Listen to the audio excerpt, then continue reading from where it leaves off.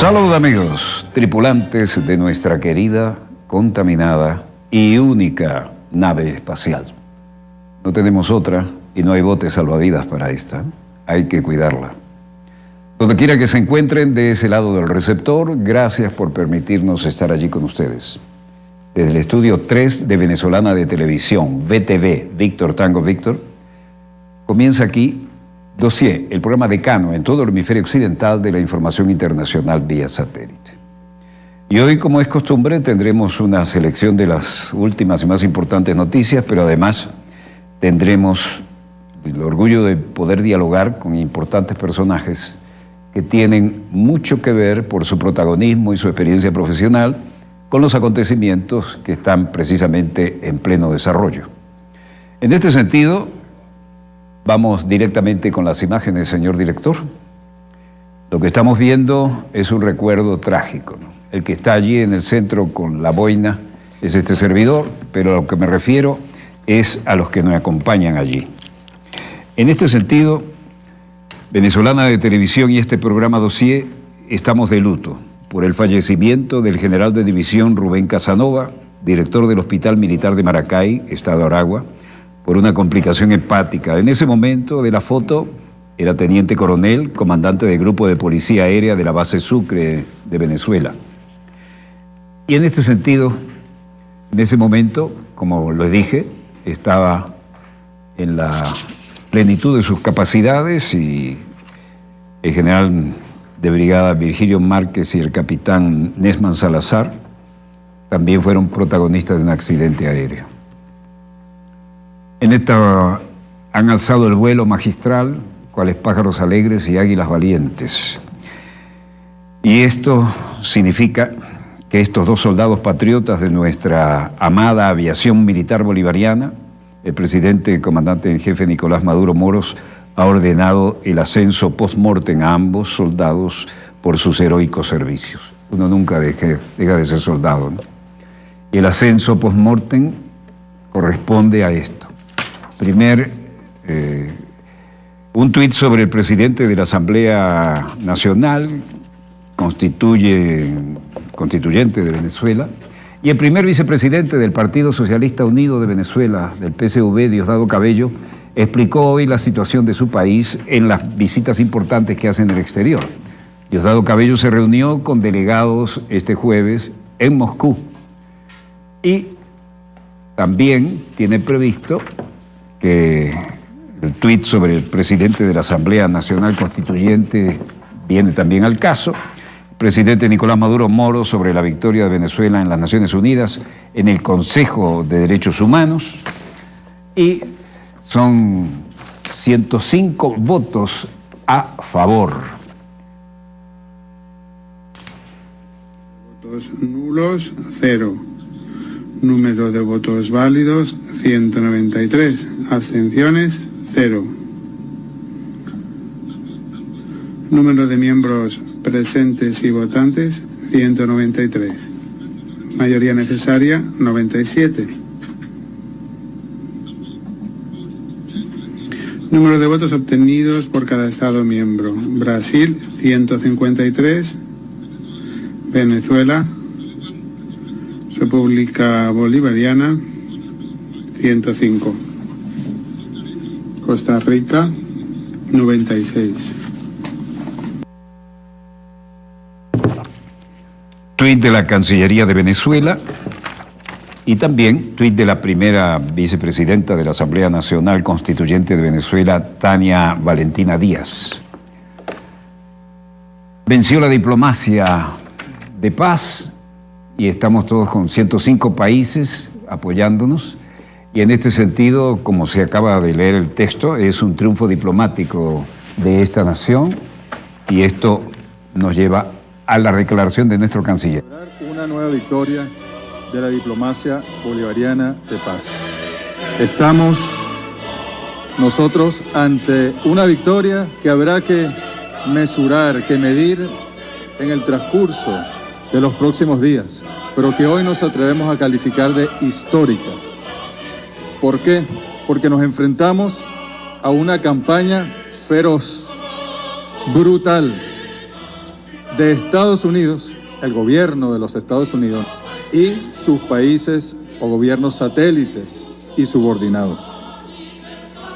Pero es que además no solo fueron las cancillerías de esos países activados, sino que se le sumó ese brazo que tiene también el imperialismo, que llaman organizaciones no gubernamentales de defensa de los derechos humanos.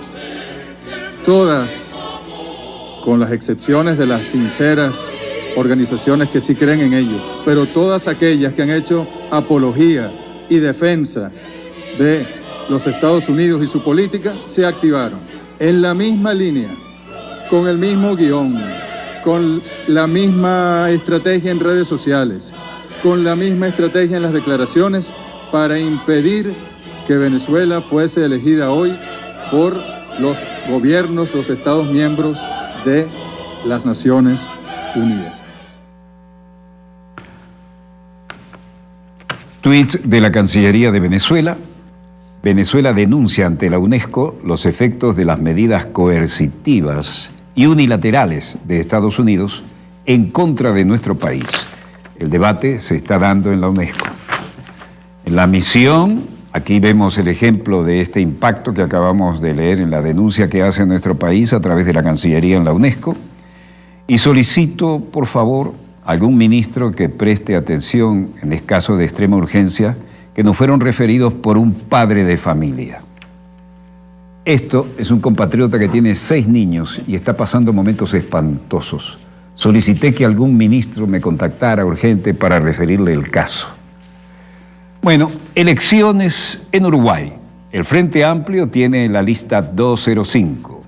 La alegría de ir al combate en el momento donde el destino de nuestra América está en juego es inmensa, y hacerlo con la lista construida entre la síntesis de históricos dirigentes obreros y los más avanzados y claros de la dirigencia de la Federación de Estudiantes Universitarios en los últimos 10 años es inmensa. Esta lista se cocinó en las fábricas, en las facultades, en la cárcel, y somos parte viva de nuestro pueblo. Esta lista, que se financia exclusivamente de la militancia, que no necesita ningún cargo de gobierno para defender lo que es justo durante 15 años. Esta lista dice que la liberación nacional y el socialismo son las brújulas que nunca vamos a ocultar. Hoy sale a la luz. Sembramos utopías y hemos cosechado varios logros. Hemos luchado, compañeros, solo queda una opción: vencer.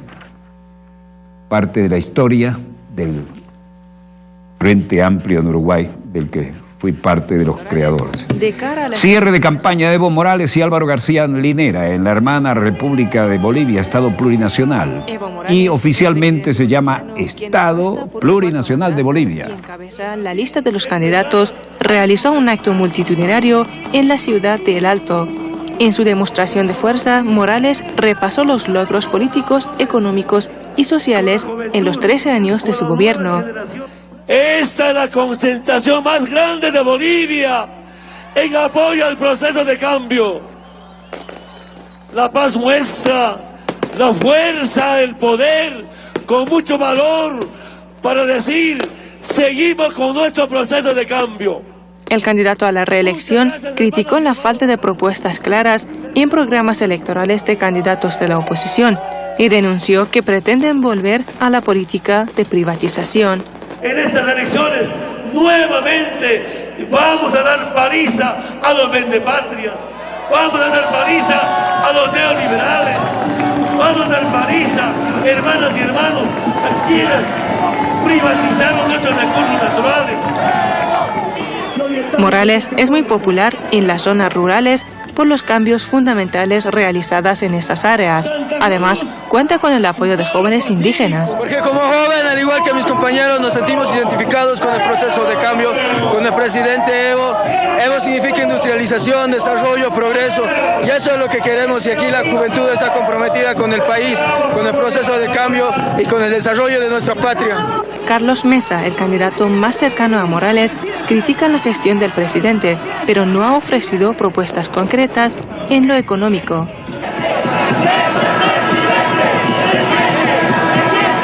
Una reciente encuesta muestra que Morales obtendrá el 32% de los votos frente al 27% de Mesa. En total, 9 candidatos están en la carrera. Más de 7 millones de bolivianos están convocados a las urnas para este domingo. Elegirán a su nuevo presidente y vicepresidente y también diputados y senadores. Mariam Saidi, Hispan TV Noticias. Comunicado. Gobierno de Venezuela expresa su repudio contra acciones de persecución judicial en Ecuador. El gobierno de la República Bolivariana de Venezuela expresa su absoluto repudio a las acciones de persecución judicial llevadas a cabo en la República de Ecuador contra dirigentes políticos y sociales como evidente estrategia de criminalización de la disidencia y judicialización de la política y violación de los derechos humanos de ese hermano país.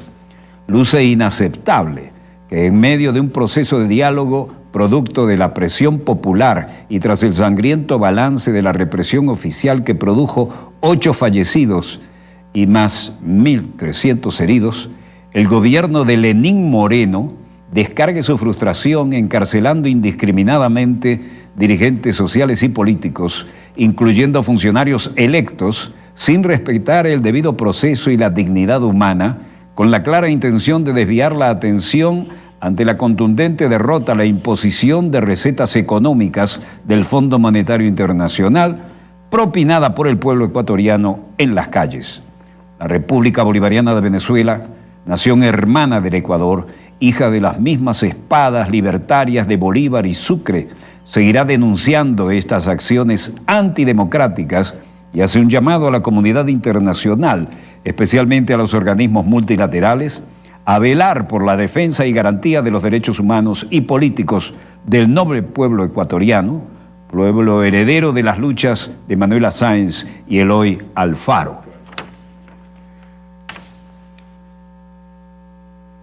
Independentistas catalanes protestan pacíficamente después de varios días de disturbios. La Corte Suprema encontró a 9 políticos y activistas culpables de sedición el lunes 14 de noviembre y los sentenció, oigan bien, hasta 13 años de prisión, lo que provocó protestas masivas en Cataluña. Considero que la sentencia no fue justa porque no puede ser que pongan más años de cárcel a presos, a políticos, más que a violadores o personas que hacen otro tipo de delitos. También considero que el movimiento independentista se lleva arrastrando desde hace muchos años, no va a parar nunca, creo que es un sentimiento nacionalista que nosotros los catalanes tenemos y nosotros responderemos conforme las autoridades respondan ante nosotros. S'estan donant imatges molt violentes, cosa que per mi no és la nostra manera d'actuar. Hauria de ser de forma pacífica, com inciten en Jordi Cuixart i en Jordi Sánchez, però llàstima perquè estan a la presó. Si estiguessin aquí, doncs potser ajudarien a que tot això es canviés molt més. Bueno, Cataluña se moviliza, irrenunciable a sus derechos. Salud Forza al Canut.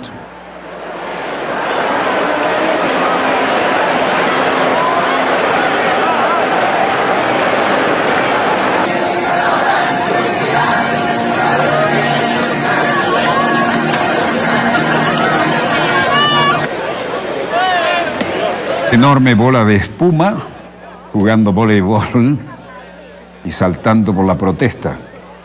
Manifestantes de guitarra y de juego cantando en medio de la multitud y con ondas separadas catalanas y de Galicia.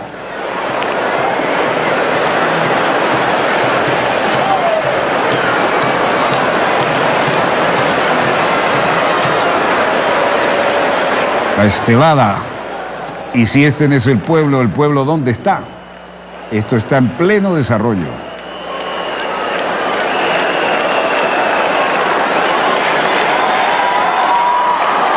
Miles de personas en Barcelona en cuarto día de protestas que condujeron a la peor violencia callejera sostenida en España en décadas, después que los líderes catalanes fueron condenados a largas penas de prisión. Vean esa multitud. Y cambiando de latitud, kurdos sirios que huyen de la ofensiva reaccionaria turca al alto el fuego en el noreste de Siria.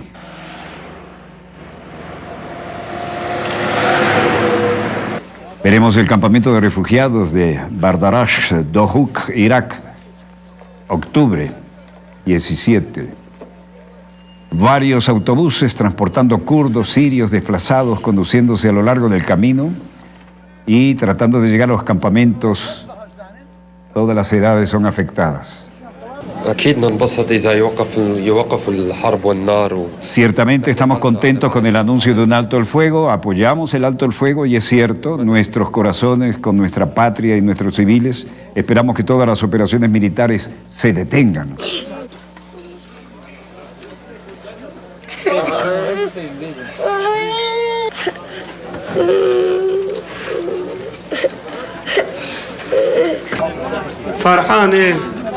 Estoy muy feliz del alto el fuego. Espero que todos los ciudadanos regresen al país. Y el reportero pregunta si volverá. Por el momento no volveré hasta que se establezca la seguridad en Siria. Luego volveremos.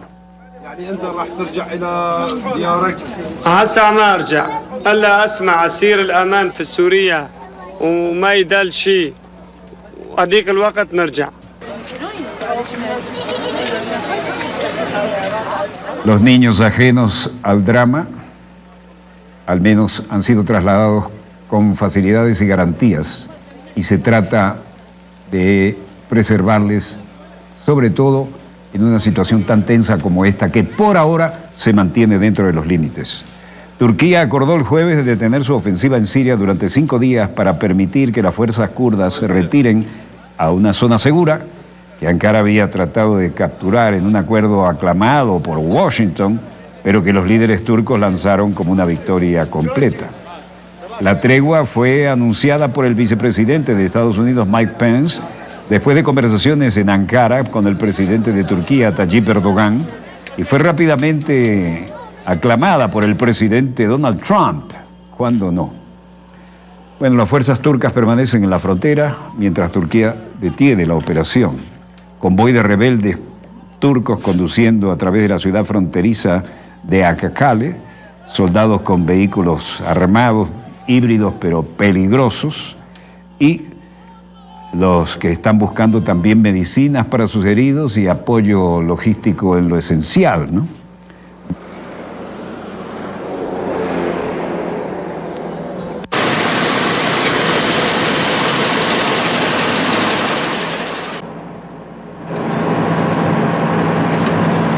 Soldados cargan sus posesiones y llegan a vehículos militares armados. Estos ya son cierto blindaje para seguir su desplazamiento. Y luego veremos varios del convoy militar turco que conduce en Siria hacia el norte. La ubicación es desconocida y los soldados dentro de los vehículos militares en condiciones de tensión, blindados de todo tipo, además de los convencionales adaptados, y la ubicación es desconocida, y la fecha también, pero lo que vemos es cualquier cosa menos la tranquilidad y la paz que se espera, ¿no?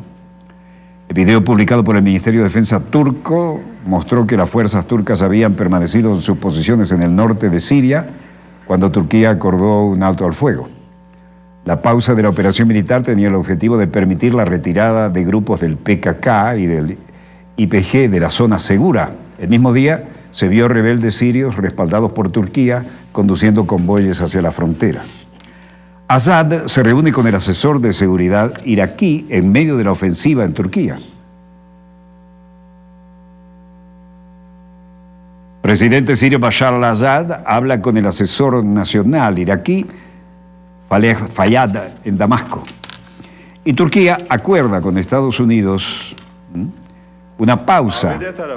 Türkiye'nin meşru güvenlik çıkarlarının korunması bakımından güvenli bölgenin önemini ve işlevselliğini Mevlut Cavusoglu dice, sosteniendo las noticias de esta situación, Estados Unidos aceptó la importancia y la función de la zona segura en términos de protección de legítimos intereses de la seguridad de Turquía, y se ha lanzado un acuerdo total para que las fuerzas turcas controlen en el área una zona segura que permita alguna forma de normalidad. Luego dijo Vamos a hacer una pausa en la operación Peace Spring para permitir la retirada de las fuerzas del PKK y del YPG de la zona segura durante 120 horas. No es un alto al fuego, solo estamos haciendo una pausa. Esto no es un alto al fuego. Alto al fuego solo se puede hacer entre dos lados. Solo estamos pausando la cooperación y la operación para permitir que los grupos terroristas, que son los objetivos de esta operación, se retiren de la zona segura. Ve dünden itibaren Aynel Arap Kobani bölgesine de yine rejim ve Rusya unsurları girdi. Dolayısıyla Münbiç ve bazı diğer bölgelere de zaten kimlerle... Desde ayer las fuerzas del régimen y Rusia volvieron a entrar en Ain al-Arabi y Kobani para negociar en Manbij y otras zonas de Rusia, con Rusia. Anoche el presidente Tayyip Erdogan tuvo una llamada telefónica con el presidente de la Federación de Rusia, Vladimir Putin. Y siguen las declaraciones y el bla, bla, bla, pero la tensión no cede. Espero que los elementos de esta declaración conjunta se implementen con éxito en los próximos días porque nuestras preocupaciones no se eliminarán así nomás.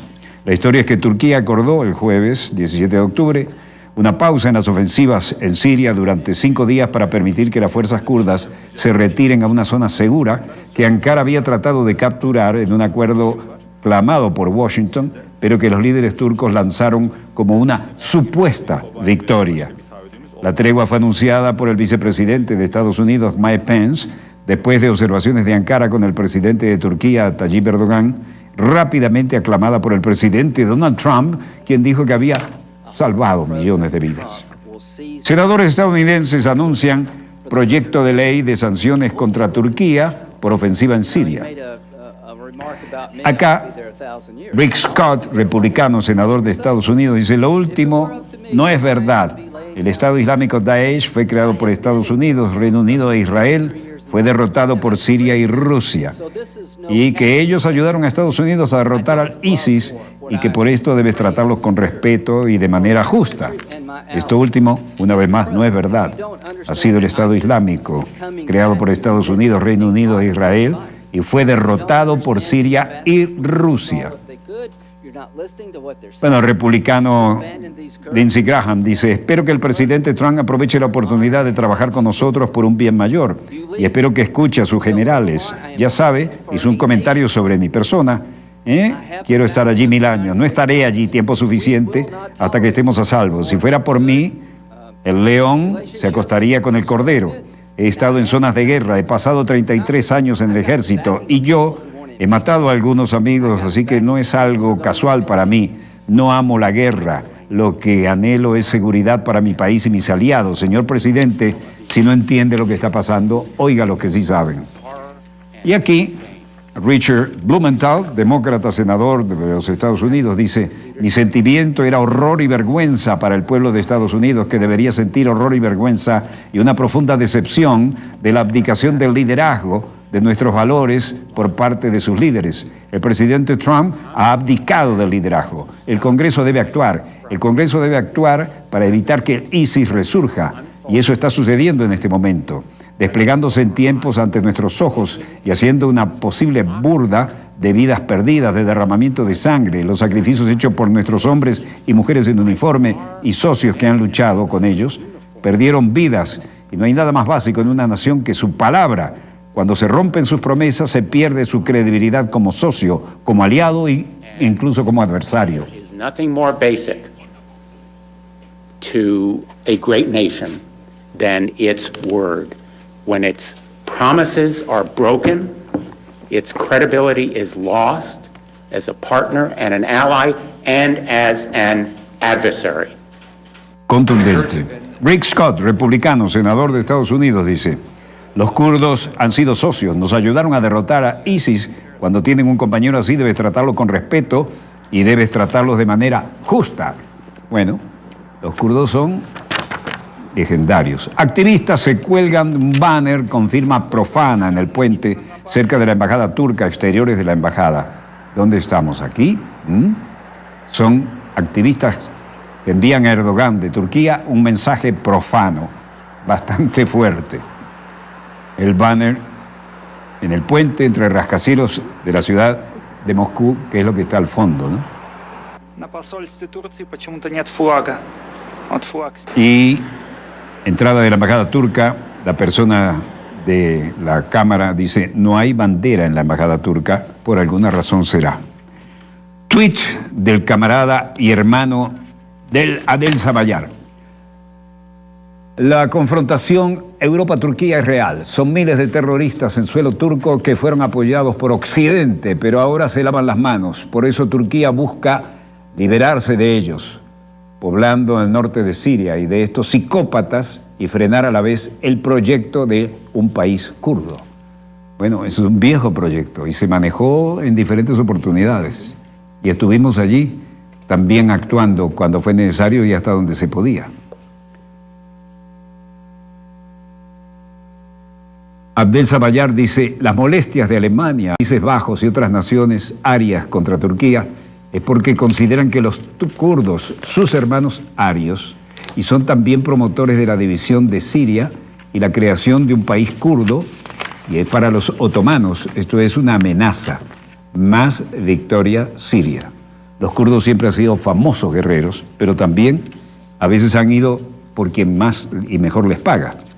Jalil Bitar, embajador extraordinario y plenipotenciario de la República Árabe Siria en la República Bolivariana de Venezuela, nacido en Rabah, Siria, licenciado en Literatura y Civilización Francesa, Universidad de Damasco, políglota. En 1989 integró el Ministerio de Relaciones Exteriores en Damasco, agregado y secretario en la Embajada de la República Árabe Siria en Santiago de Chile, secretario y consejero encargado de negocios de la Embajada de la República Árabe Siria en Buenos Aires, ministro consejero encargado de negocios en la misión de la República Árabe Siria ante la Oficina de Naciones Unidas en Ginebra, encargado de negocios en la Embajada de la República Árabe Siria en Santiago de Chile. Desde 2017, en enero, es embajador extraordinario y plenipotenciario de la República Árabe Siria a la República Bolivariana de Venezuela. Y es un honor para nosotros tenerlo aquí en Venezolana de Televisión como invitado. Comentará sobre los siguientes interrogantes. Primero, ¿cuál es este momento el estado de la frontera en el norte de Siria con la invasión de Turquía y con los ciudadanos kurdos de Siria? Segundo, ¿cómo ha sido dominado los grupos yihadistas en esa zona? Tercero, ¿cómo avanza la reconstrucción de las zonas destruidas por la guerra y cómo influirá en ello la nueva agresión, esta vez por Turquía? Cuarto, ¿se opone Europa y Estados Unidos a esa invasión? Quinto, ¿qué posibilidad de diálogo directo existe entre Siria y Turquía? Bueno, y aquí lo tenemos entre nosotros. De manera que es un alto honor y un orgullo tenerlo por aquí. Gracias. Assalamu alaikum. Wa alaikum salam. Por favor, estamos en la actitud ante esta fluida situación internacional de ser ilustrados por su conocimiento y experiencia en esta materia. Así que soy todo oídos. Bueno, muchas gracias por recibirme en su programa, profe. Y es un honor para mí estar con usted también, porque siempre usted dice la verdad y ilumine sobre la verdad de las cosas. La situación en Siria en general está muy estable en la mayor parte de Siria, en la capital, en Alepo, en Homs, en Hama, en Tartus, en Latakia, digamos en 75% del territorio sirio. Quedaron dos provincias o dos partes en Siria con inquietud, y nos preocupa mucho la situación en la provincia de Idlib, donde están los terroristas bajo, como se acordó en Astana, los garantes turcos, que lamentablemente no están turcos, digo, que no están cumpliendo con la promesa de garantizar una zona de baja tensión. Y la otra parte, lo que está pasando desde el 9 de octubre pasado, desde hace una semana, en las fronteras sirias con Turquía, que está sufriendo de una agresión turca sobre el territorio sirio, sobre el pueblo sirio, y en violación al derecho internacional y a la Carta Magna de las Naciones Unidas, con la pretensión de hacer una zona segura. Esta para nosotros no es una zona segura, sino es una zona ocupada por las fuerzas del ejército turco, que ha ingresado a varios puntos del noreste de Siria. Bajo el título de Fuente de Paz. ¿Qué paz? ¿De qué paz están hablando los turcos? La verdad, nosotros no tenemos ninguna confianza con el régimen turco, porque desde el comienzo de los problemas o la guerra terrorista en contra de Siria, Turquía ha apoyado al terrorismo internacional, ha dado espacio y ayuda a los terroristas. Más de 500.000 terroristas han entrado por las fronteras de Turquía con Siria, con todo el apoyo, con el entrenamiento, con el financiamiento y con todas las facilidades logísticas para que entren a combatir al ejército sirio y obligar a la gente en las fronteras con Turquía a salir de sus casas y ir como refugiados a Turquía, donde ahora el régimen turco está usando este papel, el papel de los refugiados sirios en Siria, como una moneda de cambio, una vez con los europeos, otra vez con Siria misma. Ellos tienen la intención ahora de ocupar una parte en el noreste de Siria. Todo lo que dice el presidente turco Erdogan, que no tiene interés no tiene ambiciones en el noreste de Siria, un territorio sirio, es mentira, porque ellos tienen la intención, especialmente él como un gran dirigente de la Organización Internacional de la Hermandad Musulmana, con sus sueños otomanos también.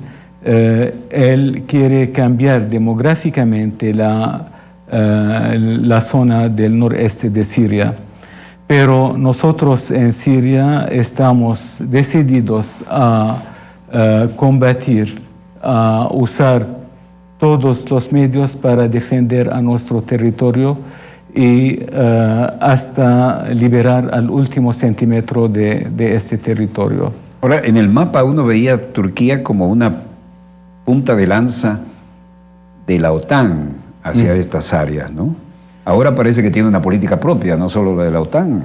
¿Cómo se ve? Siempre, nostalgias del viejo imperio otomano. Sí, Turquía siempre fue un miembro, el miembro más grande de la OTAN, la verdad. Eso no podemos negarlo. Pero yo quiero referirme a los hermanos kurdos en Siria, a los kurdos sirios. Los kurdos sirios son ciudadanos sirios, no pueden independizarse del resto de la patria siria, pero con el apoyo del imperialismo y de Estados Unidos en especial, unos dirigentes de los kurdos sirios tomaron las promesas de Estados Unidos en serio. A pesar de que el gobierno sirio siempre ha advertido sobre este tema, los norteamericanos prometieron a los kurdos de ayudarlos en tener autodeterminación, una zona como en Kurdistán, Irak.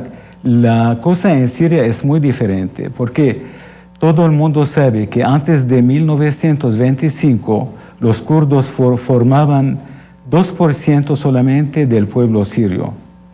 Y con la opresión del gobierno turco de ese entonces sobre los kurdos en Turquía, más de 300.000 personas han dejado al territorio turco y entraron como refugiados a Siria.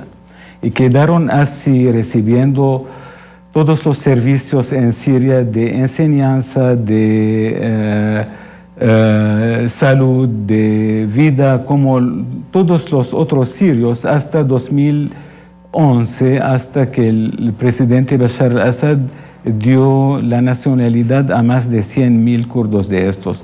Esto no da la... Gesto muy generoso, ¿no? Porque claro, los kurdos siempre han sido una papa caliente en la geopolítica, ¿no? Bueno, para nosotros ahora ellos son ciudadanos sirios muy nobles, como los otros ciudadanos sirios. Yo estuve con los kurdos cuando Saddam Hussein estaba en Irak, sí, que alguna vez lo he dicho aquí, chiitas al sur, sunitas al centro, que eran los de él, kurdos al norte. Fui al norte, no me impidieron moverme, me moví como me dio la gana, y tenían su propia legislatura regional, sus medios de comunicación, sus escuelas, su idioma. Y no, aún así no... En Siria la cosa es muy diferente porque en esta zona, el noreste de Siria o al este del Éufrates, los componentes del pueblo sirio, todos están en esta zona. Hay árabes, cristianos, musulmanes, sunitas, chiitas, los kurdos también, pero son parte. Esto, de todas maneras, no tienen derecho a tener autodeterminación como kurdos. Sí tienen derecho con todo el pueblo sirio a tener su autodeterminación y vivir en paz. En tanto sean ciudadanos sirios y se comporten como tales, lo lógico. Son ciudadanos sirios y serán siempre bienvenidos en Siria porque están ocupando también altas funciones en el gobierno sirio, y en la historia de Siria pasaron 2 presidentes kurdos. Caramba, eso es interesantísimo. Sí, sí. Pero usted sabe cómo juega el imperialismo internacional para dividir para poder dominar. Y eso también nos recuerda ahora de las preocupaciones de Israel sobre lo que está pasando, y especialmente hoy día que están muy preocupados porque Israel está apoyando a la independencia de los kurdos con este pedacito de tierra para justificar la existencia de Israel como Estado judío en la zona. Y esto, la verdad, es... Qué jugada audaz, ¿no? Y claro, porque usted sabe que desde el principio de los acontecimientos en Siria o de esta guerra en contra de Siria, esta guerra terrorista, el objetivo era para dividir a Siria en 4 o 5 países a base de religión. Un país para los musulmanes sunitas, otro para los musulmanes chiitas, otro para los drusos, otro para los cristianos, otro para los kurdos. Es así para justificar la existencia de Israel como Estado judío, como reclama o como sacaron una resolución el Knesset hace 2 años atrás declarando a Israel como Estado judío. Bueno, esa es la realpolitik, ¿no? Claro. Realmente se jugó con todo en el mapa del Medio Oriente para darle la oportunidad a los israelíes de volver allí, ¿no? Claro. Pero siempre les pareció poco lo que tenían, ¿o me equivoco? ¿Son expansionistas de alguna manera? Los israelíes, sí. Claro, el título que tienen sobre la puerta del Knesset en Israel dice que las fronteras de Israel están desde el Éufrates hasta el Nilo. Ellos tienen la intención de ocupar toda esta zona, desde el Éufrates hasta el Nilo. Está todavía este manchet sobre la puerta, o arriba de la puerta del Knesset de Israel. Yo suelo recordar que donde está usted ahora estuvo el general Ariel Sharon, ¿no? Ajá. Y me acuerdo que el embajador de Israel, cuando teníamos relaciones, era el embajador Liva, y la embajada quedaba aquí en la esquina del canal. Y entonces le digo, bueno, general Sharon, usted viene aquí como ministro de Agricultura, como lo quiera ver, con el cargo que usted diga, pero usted no va a parar hasta ser ministro de Defensa, y cuando usted sea ministro de Defensa, como mínimo va a invadir al Líbano. Usted está cambiando la geopolítica del área, ¿no? Con aquello del Jerez Israel, el gran Israel. Claro, claro. Tienen méritos enormes y todos somos solidarios con ustedes, pero me parece que usted se puso un poco rojo. Le digo, ¿qué pasa? ¿Toqué algún nervio? Bueno, llegó, fue ministro e hizo lo que habíamos dicho acá. Él ¿no? tenía que tener vergüenza de lo que hizo en el Líbano, en Sabra y Shatila, en contra de los palestinos, los libaneses, la verdad. Sí. Fue brutal. Y a mí me duele porque yo recuerdo los que cubríamos románticamente los frentes de guerra, nuestra salida cuando había donde cargar las baterías y pasar un poco de tranquilidad era salir hacia el Líbano, ¿no? Sí, verdad. Sí, sí. Y uno iba a determinado pub, estilo como si lo hubieran traído de Londres, que no voy a mencionar, van a hacerle la publicidad, y usted se encontraba con todos los corresponsales de guerra ahí hablando de cómo estaban las cosas, intercambiando información. Sí. Pero eso fue, dentro de cierto fair play, hubo un gran cinismo en la modificación, en el intento de modificar el mapa de Medio Oriente. ¿Cómo estamos ahora en eso? Bueno, esa fue la intención de modificar el mapa de Medio Oriente, empezar por dividir a Siria, ahora dividir a Libia, dividir a Yemen, dividir a Egipto, dividir a Arabia Saudita, a toda la zona. Esa fue la intención. Pero yo creo que este complot se chocó con las puertas de Damasco y quedó atrás. Ahora, con la victoria del ejército sirio sobre el terrorismo, y cuando se derrotó el terrorismo en Siria por la unión del pueblo sirio, su ejército y su gobierno, ahora intervino Turquía directamente con su ejército. Y que es un gran ejército además, ¿no? Sí, verdad. La verdad, los sacrificios que ofreció nuestro ejército, como dicen en francés, chapeau bas, que es un gran ejército. Sí. Ahora, ¿cuál es, hasta donde le permite su responsabilidad y su experiencia enorme, envidiable, diplomática, cuál es el escenario que se podría manejar jugando un poquito a futuro en este tan complicado cuadro donde parecían que las cosas se sentaban y ahora otra vez se revolvieron? ¿Por qué y a dónde vamos? Vamos al triunfo final en Siria, liberando a todo nuestro territorio, porque no nos queda otra. Soportar o defender por 8 años no es un tema fácil. Lo que pasó en Siria, si fuera en cualquier otro país, no puede resistir más de meses, digamos, 6 meses, 7 meses. Pero Siria mostró que es capaz de defenderse y por eso vamos a continuar hasta la victoria final. Y ojalá sea muy pronto. Bueno, sí. Como ya que usted citó a los franceses, también hay un gran esprit de corps, ¿no? Que es lo que uno espera de las fuerzas cuando actúan, ¿no? Sí, y avanzando hacia la reconstrucción de lo que destruyó la guerra. Lamentablemente el bloqueo occidental e imperialista sobre Siria, como lo que está sufriendo también Venezuela. El energúmeno, como le llamo yo, de la Casa Blanca, ¿no? Sí. Empeoró las cosas en cuanto llegó, ¿no? Sí, verdad. Eso nos está complicando un poco la cosa de la reconstrucción, pero ya empezamos con nuestras fuentes nacionales a reconstruir y el gobierno ha invitado desde mucho tiempo a los refugiados sirios en los países limítrofes a volver a sus casas con dignidad.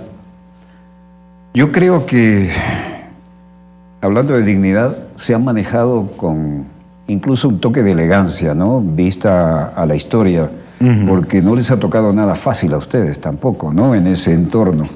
Claro, fue una conspiración internacional, regional e internacional en contra de Siria. La verdad, todos ayudaron en el derrame de la sangre siria, en la destrucción de la infraestructura de Siria.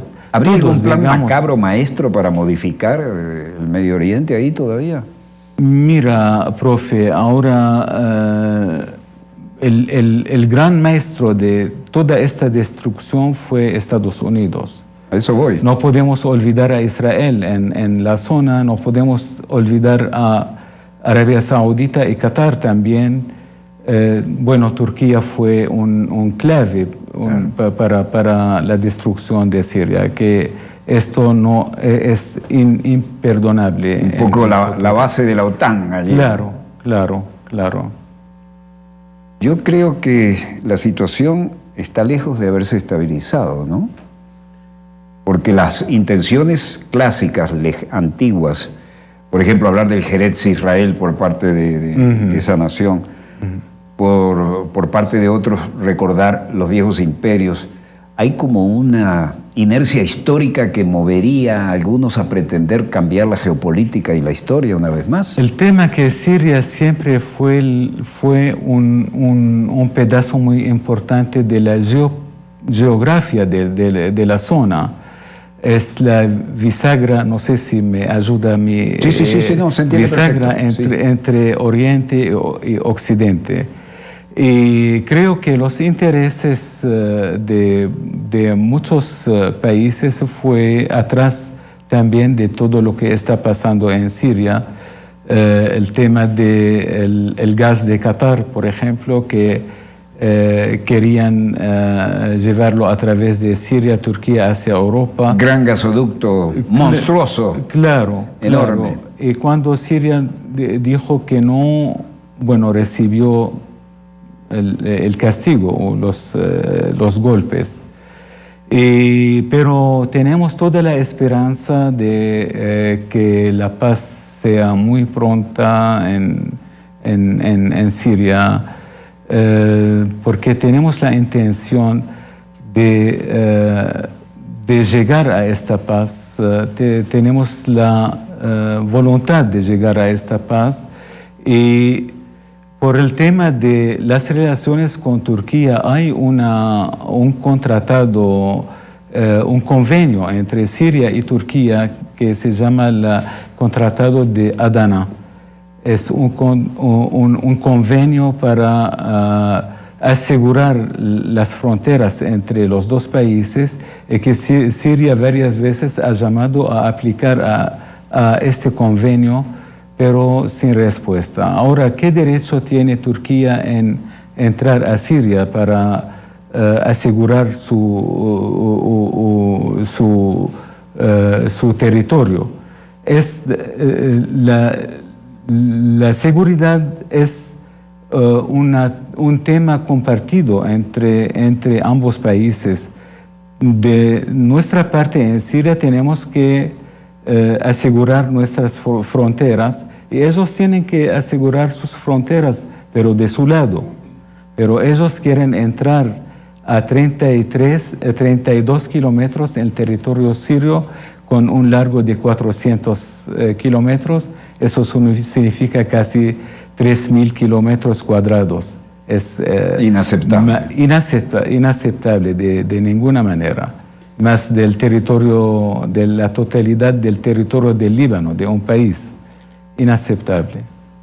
Bueno, yo hago votos, sinceramente, por la mejor solución de esto, y a los hombres de responsabilidad diplomática como usted no la tienen nada fácil, ¿no? Pero en todo caso... Es verdad. Deseamos de todo corazón, como cristianos, por lo tanto, respetuosos de todos los otros credos y respetuosos de la historia, Claro. Que eso tenga éxito, porque la paz del Medio Oriente es la paz del mundo occidental también, ¿no? Y eso no lo podemos ignorar. Verdad. Bueno, esperemos que el señor de la Casa Blanca aprenda también un poco del manejo discreto, ¿eh? Un poco de la historia, de la humanidad también. Es mucho pedirle a él, ¿no? Sí. Es mucho pedirle. Y dejémoslo hasta ahí. On dit soit qui mal y pense. Sí, verdad. Bueno, un gustazo. Gracias. Gracias por venir, dedicarnos el tiempo y la explicación tan pedagógica, y cuando usted desee expresarse, este programa está a su orden. Gracias, No profesor. porque asumamos posiciones de un lado o de otro, sino porque nuestra idea es que sirva de utilidad para crear conciencia y para generar bases de convivencia en nuestra querida, contaminada y única nave espacial. Muchísimas gracias. Muchas gracias. Desde el estudio 3 de Venezolana de Televisión, finaliza aquí Dossier, el programa decano en todo el hemisferio occidental de la información internacional vía satélite. Parece que es algo más que en el hemisferio occidental, pero no queremos ir más allá por ahora. Disponga usted de las cámaras, señor director.